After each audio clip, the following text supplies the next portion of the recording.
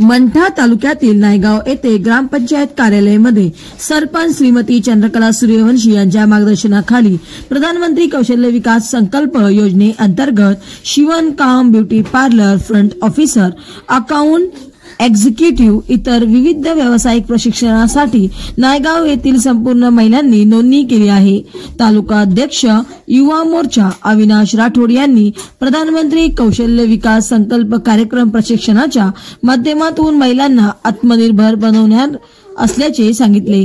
या योजनेमध्ये सहकार्य केल्याबद्दल कौशल्य विकास संकल्प योजनेचे मराठवाडा आणि विदर्भ हेड ऑफिसर अमोल सराफ, खुशी पप्पेवाले, सेवक सोशल आणि इन्व्हायरमेंटल वेलफेअर असोसिएशन ऑफ कालचीपूर मध्य प्रदेशचे सर्व सदस्य आणि या प्रशिक्षणासाठी नोंदणी करणाऱ्या संपूर्ण महिला भगिनींचे आभार व धन्यवाद मानले।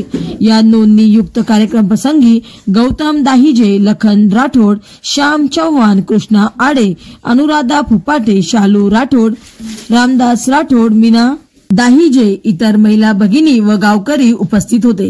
हे प्रशिक्षण जानेवारी 2025 मध्ये पहिल्या आठवड्यात होणार असल्याचे राठोड यांनी यावेळी सांगितले।